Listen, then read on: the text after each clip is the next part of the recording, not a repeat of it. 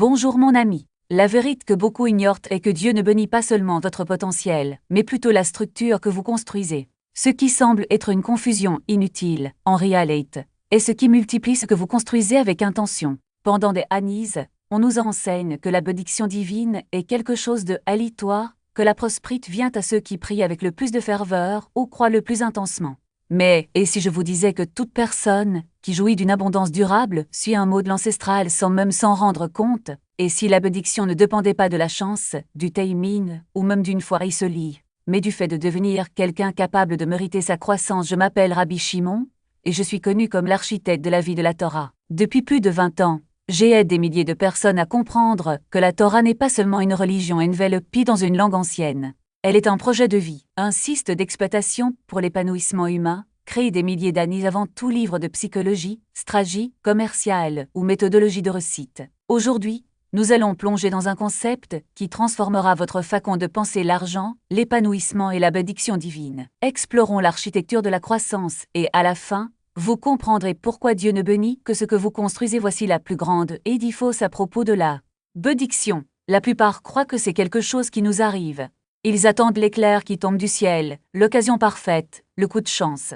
Mais la bénédiction n'est pas quelque chose qui nous arrive.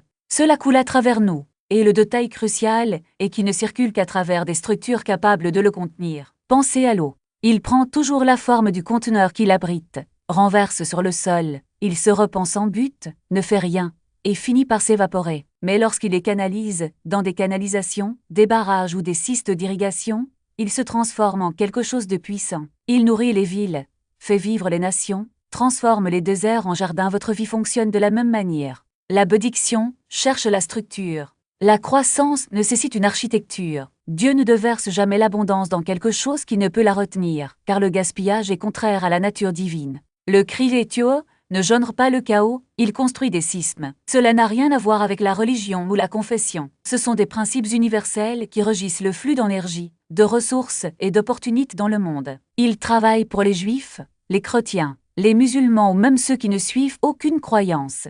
Ils fonctionnent parce qu'ils sont ancrés dans l'essence même de la réalité. Je partagerai 3 principes fondamentaux de la Torah qui révolutionneront votre approche de la création de richesse, de la création d'opportunités et de votre position pour une bénédiction durable. Chaque principe a un nom, une explication et une application pratique que vous pouvez mettre en pratique immédiatement. Le premier principe est le suivant: la forme précède le flux. Rien ne coule là où il n'y a pas de forme. Dans le livre de l'Exode, nous parlons du tabernacle, le sanctuaire mobile que les Israélites transportaient à travers le désert. Mais ce que beaucoup ne réalisent pas, c'est que Dieu n'est pas apparu parmi les gens au hasard. Il a attendu qu'ils lui construisent un endroit où habiter. La présence divine nécessitait une structure, une architecture spécifique, avant de se manifester. Le tabernacle n'a de toute façon pas été riche. Chaque mesure était exacte, chaque matériau avait un but, chaque étape suivait un ordre. Ce n'est que lorsque la structure fut écrite, selon les spécifications divines, que la présence de Dieu remplit l'espace. Cela révèle une loi fondamentale. Le sacre répond à ce qui est prépare. La bénédiction afflue vers la préparation. Vous n'obtenez pas de promotion tant que vous n'avez pas développé les compétences nécessaires. Vous ne parvenez pas à établir une relation avant de devenir quelqu'un digne d'un partenariat. Elle ne connaît pas de croissance financière avant de créer des systèmes capables de la gérer. La plupart des gens gèrent leurs finances comme s'ils attendaient la manne du ciel. Ils veulent un approvisionnement sans préparation, une augmentation sans infrastructure. Mais même la manne avait des règles. Il devait être collecté quotidiennement, en quantité spécifique, et se gâterait s'il était mal accumulé. Même la provision divine nécessitait une structure. Voyez comment cela s'applique à votre vie aujourd'hui. Avant de demander plus de revenus, construisez des systèmes pour gérer ce que vous recevez déjà. Avant de prier pour le travail parfait, développez le caractère et les compétences qu'il requiert. Avant de rechercher la relation idéale, devenez la personne que ce partenaire aimerait avoir à ses côtés. Votre situation financière actuelle n'est pas une punition. C'est un diagnostic. Cela montre exactement où vos structures sont fragiles, où vos systèmes échouent, où votre préparation est insuffisante. Dieu ne vous refuse pas ses bénédictions. Vous n'êtes pas encore prêt à recevoir ce que vous demandez, mais voici ce qui est beau. La préparation peut être construite. La structure peut être créée. L'architecture peut être conçue. C'est pourquoi je m'appelle l'architecte de la vie de la Torah. Nous n'attendons pas simplement des circonstances meilleures. Nous les planifions. Le deuxième principe est le suivant: l'ordre attire la croissance. Dieu multiplie ce qui est organisé, administre et mesure. Ce schéma se repte tout au long de la Torah. Joseph n'a pas seulement interprété le rêve de Pharaon selon lequel c'est anis d'abondance suivi de c'est anis de disette.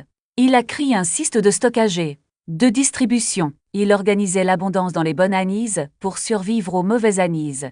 Le résultat, l'Égypte est devenue la nation la plus riche de la région et Joseph la deuxième personne la plus puissante après Pharaon. Abraham n'a pas accumulé de richesses de manière disordonnée. Il gérait des troupeaux, négociait des traites, entretenait des relations, et crée des systèmes de croissance. Sa richesse augmente parce qu'il l'a géré avec sagesse. Isaac a continué le même chemin. Jacob l'a encore perfectionne. Chaque génération s'appuie sur les principes organisationnels de la précédente. La fortune du roi Salomon n'est pas le fruit du hasard. Il a créé des systèmes commerciaux, construit des infrastructures, établit des relations internationales et organise la main-d'œuvre. Son royaume est devenu légendaire, non pas parce qu'il a gagné à la loterie de la bénédiction, mais parce qu'il a conquis un système capable de générer et de maintenir la prospérité. Le chemin est clair. Dieu ne bénit pas le chaos. Cela multiplie la commande. Des efforts elitoires produisent des résultats elitoises. Des efforts systématiques produisent des résultats corps. Si vous voulez une croissance durable, vous avez besoin de systèmes durables. La plupart des gens traitent l'argent comme s'il s'agissait d'un animal sauvage qu'ils ne peuvent contrôler. Ils gagnent de manière irrégulière, dépensent de manière impulsive, épargnent par hasard et investissent avec espoir. Ils se demandent alors pourquoi leur vie financière semble instable, mais l'argent est prévisible. Il suit les normes. Reponsisme. Il grandit lorsqu'il est bien géré et rétrécit lorsqu'il est négligé. Le problème n'est pas la complexité de l'argent. Le problème est que la plupart n'ont jamais appris à créer une architecture financière. Voyez comment l'ordre se manifeste dans la pratique. Vous savez exactement combien d'argent est versé sur votre compte chaque mois. Sachez où va chaque centime. Il dispose de comptes spécifiques à des fins différentes. Suivez vos progrès recevoir davantage. La bénédiction n'est pas un don aléatoire, c'est une réponse à votre capacité à la gérer. Lorsque vous séparez des comptes à des fins différentes, vous ne vous contentez pas d'organiser des chiffres. Vous créez des vaisseaux pour contenir ce qui n'est pas encore arrivé. Lorsque vous fixez des règles claires en matière de dépenses, vous ne restreignez pas votre liberté. Vous fixez les limites dans lesquelles la liberté financière peut s'épanouir. Lorsque vous automatisez vos systèmes, vous ne déléguez aucune responsabilité. Vous construisez une infrastructure qui fonctionne même lorsque vous n'y prêtez pas attention. L'histoire de Bezalel nous enseigne que la capacité divine se manifeste dans l'action humaine. Il n'a pas reçu la sagesse de construire le tabernacle alors qu'il revêt du projet. Il le recevait en martelant l'or, en tressant les rideaux, en méditant chaque détail. De même, votre capacité financière n'augmente pas pendant que vous attendez une opportunité. Cela se développe à mesure que vous construisez les systèmes, à mesure que vous pratiquez la discipline, à mesure que vous apprenez de chaque erreur. Il y a un principe spirituel caché dans tout cela. La bénédiction suit l'ordre. Non pas parce que Dieu profre les gens organisent, mais parce que l'ordre est le seul environnement où la bénédiction peut être durable. Imaginez une rivière Titchénie. Si vous essayez de le contenir avec un verre, l'eau débordera et sera perdue. Mais si l'on construit un réservoir, le même fleuve pourrait alimenter des villes entières. Votre vie financière fonctionne de la même manière. Sans navire à deux cas, toute augmentation se dissipe. Avec des pots bien conçus, même un petit flux peut se transformer en abondance. Cela explique pourquoi certaines personnes bénéficient de promotions et restent indécises. Pourquoi d'autres ritent de fortune et les perdent en quelques années. Ce n'est pas un manque d'argent, c'est un manque de capacité. Et la capacité ne se mesure pas en diplôme ou en contact, mais en solidité de caractère, en cohérence des habitudes et en ancrite des systèmes. Vous avez peut-être un salaire élève, mais si vos dépenses sont impulsives, votre capacité est faible. Elle dispose peut-être de peu de ressources, mais si ces systèmes sont robustes, sa capacité élève. La bonne nouvelle est que la capacité n'est pas fixe. Il s'agrandit à mesure que vous vous développez. Chaque fois que vous reportez un achat inutile, votre capacité de discipline augmente. Chaque fois que vous revisez vos chiffres, votre capacité de clarté augmente. Chaque fois que vous donnez une partie de ce que vous avez, votre capacité de flux augmente. Ce n'est pas un processus magique, c'est un processus de construction. Tout comme un muscle se renforce avec l'usage, votre capacité financière se développe avec la pratique. Mais il y a un détail crucial. L'expansion des capacités ne se fait pas en vase clos. Cela demande du mouvement. On ne devient pas une personne capable de gérer 1 million en attendant 1 million. Vous devenez capable en gérant ce que vous avez déjà comme s'il s'agissait d'1 million. La veuve de l'histoire n'a pas reçu plus d'huile parce qu'elle en avait demande plus. Il l'a reçu parce qu'il a créé un espace pour le recevoir. Bezalel n'a pas reçu la sagesse divine parce qu'il est hors du tabernacle. Il l'a reçu parce qu'il a commencé à le construire avec les outils dont il disposait. Cela nous amène à une vie inconfortable. Votre situation financière actuelle n'est pas un hasard. C'est un reflet précis de votre capacité actuelle. Si vous voulez plus, vous devez devenir plus. Si vous voulez une richesse durable, vous devez développer un caractère durable. Si vous voulez des bénédictions durables, vous devez construire des cystes durables. L'argent n'est pas le problème. Vous n'êtes pas le problème. Le problème est le décalage entre ce que vous voulez et ce que vous êtes prêt à construire pour le recevoir. La question n'est donc pas comment puis-je gagner plus, mais comment puis-je devenir la personne capable de gérer plus? Ce n'est pas quand les choses vont-elles s'améliorer, mais que dois-je faire aujourd'hui pour créer les vaisseaux qui contiendront ce qui est à venir? La réponse réside dans les 8 étapes pratiques que vous connaissez déjà. Ce ne sont pas seulement des techniques, ce sont des outils pour étendre vos capacités. Chaque compte distinct est un vase. Chaque règle de dépense est une limite qui protège la bénédiction. Chaque revue hebdomadaire est un ajustement à l'architecture et voici le dernier secret. Lorsque vous commencez à construire, quelque chose d'extraordinaire se produit. Les gens autour de vous le remarquent. Des opportunités qui passaient auparavant inaperçues frappent désormais à votre porte. Non pas parce que vous avez changé le monde, mais parce que vous êtes se change vous-même. L'argent, comme l'eau, coule là où il existe une structure pour le contenir. Lorsque vos cystes sont prêts, le débit s'ajuste. Lorsque votre capacité augmente, votre réalité s'aligne. Ce n'est pas de la chance. C'est la loi. Loi spirituelle, loi financière, loi de la nature humaine. Vous n'avez pas besoin d'un miracle pour transformer votre vie financière. Vous devez prendre une décision, construire les vases. Le reste est une conséquence la plus grande. Bénédiction vient lorsque vous êtes fidèle avec le peu, et alors la grande devient disponible. Lorsque vous développez un caractère capable de maintenir la richesse gravite naturellement vers vous. La transformation qui se produit lorsque vous abandonnez quelque chose de substantiel pour être béni est remarquable et mesurable. Permettez-moi de décrire ce qui se passe lorsque vous arrêtez d'attendre une prospérité élitoire et commencez à construire une abondance systématique. Premièrement, des opportunités commencent à se présenter à une fréquence inhabituelle. Ce n'est pas une coïncidence, c'est une conséquence. Lorsque vous agissez avec intégrité et méthode, les gens le remarquent. Lorsque vous gérez les ressources de manière responsable, ils veulent vous faire davantage confiance. Lorsque vous résolvez des problèmes de manière structurée, ils vous amènent à résoudre des problèmes plus importants. Et avec un meilleur salaire d'excédement, votre paix intérieure augmente de manière surprenante. L'anxiété financière découle de l'incertitude et d'un manque de contrôle. Mais lorsque vous disposez de systèmes, de mesures et de limites claires, l'incertitude se transforme en clarté.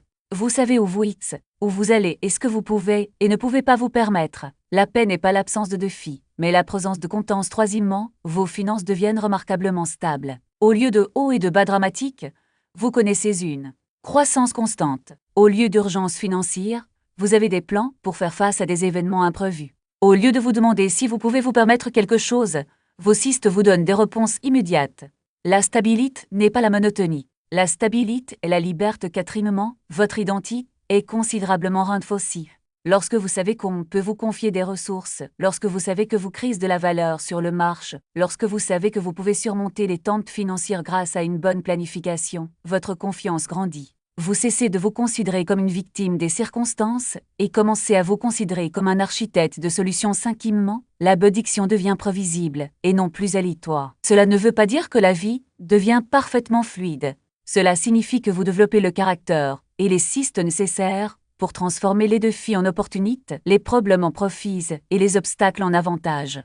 Les bienheureux ne sont pas ceux qui ne rencontrent jamais de difficultés, ce sont ceux qui disposent de la structure nécessaire pour transformer les difficultés en croissance. Je sais que certains d'entre vous pensent peut-être, Rabbi Shimon, cela semble bien entieri, mais je n'ai pas assez d'argent pour créer des cystes sophistiques. Je vis d'un choc de paix à l'autre. Comment puis-je construire une architecture financière si j'arrive à peine à payer mes factures? C'est exactement la mauvaise façon de penser l'architecture. L'architecture ne consiste pas à avoir plus d'argent.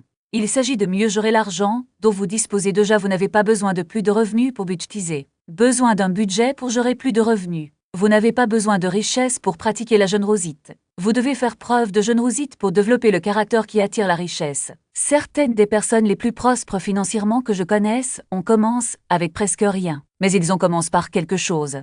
Ils organisent leurs $20 de la même manière que les riches organisent leurs 20 millions. Ils pratiquent une bonne gestion avec de petits montants jusqu'à ce qu'on puisse leur confier de gros montants. Ils ont construit leur caractère lorsque personne ne les regardait, afin de pouvoir être bénis lorsque tout le monde le regardait. La veuve avec lui n'avait pas grand-chose, mais elle avait des vases vides. Il travaillait avec ce qu'il avait, au lieu de se plaindre de ce qui lui manquait. La bénédiction est venue grâce à sa préparation, et non malgré sa pauvreté. Votre limitation actuelle n'est pas votre condition permanente, à moins que vous ne choisissiez d'y parvenir par l'inaction. D'autres diront peut-être: mais Rabbi, Dieu ne pourvoit-il pas à ses enfants? L'Écriture ne dit-elle pas de considérer les lys des champs et les oiseaux du ciel? Ne devrions-nous pas faire confiance à la provision divine plutôt que de nous fier à notre propre planification? Cette objection révèle une incompréhension fondamentale de la provision divine. Dieu pourvoit à travers les cystes naturels, et non en dehors de. Les oiseaux ne restent pas dans leur nid en attendant que de la nourriture tombe du ciel. Ils construisent leur nid systématiquement, collectent régulièrement de la nourriture, et se préparent aux saisons. Les lys n'ignorent pas les lois de la botanique. Ils poussent selon les principes naturels du sol, de l'eau et de la lumière du soleil. La provision divine fonctionne à travers la préparation humaine, et non autour d'elle. Dieu nourrit les oiseaux, mais ne jette pas de nourriture dans leur nid. Dieu habille les lits, mais ils doivent encore croître selon les lois naturelles. Dieu pourvoira abondamment à vos besoins, mais il attend de vous que vous participiez intelligemment au processus. Faire confiance sans préparation n'est pas de la foi, c'est de la présomption. La foi dit: je me préparerai soigneusement et je ferai confiance à Dieu pour les résultats.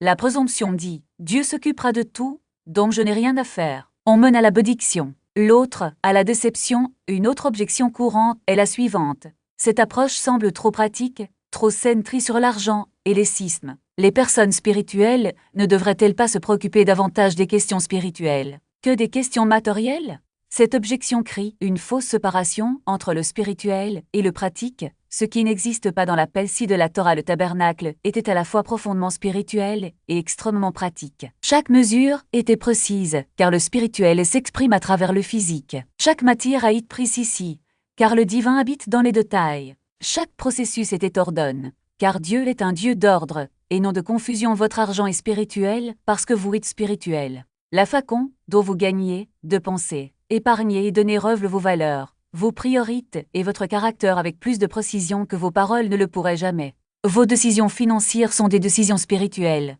Votre comportement économique est une forme de culte, que vous en soyez conscient ou non. Ceux qui gèrent les ressources de manière responsable font preuve de foi dans l'ordre divin. Ceux qui planifient soigneusement font preuve de respect pour l'intelligence divine.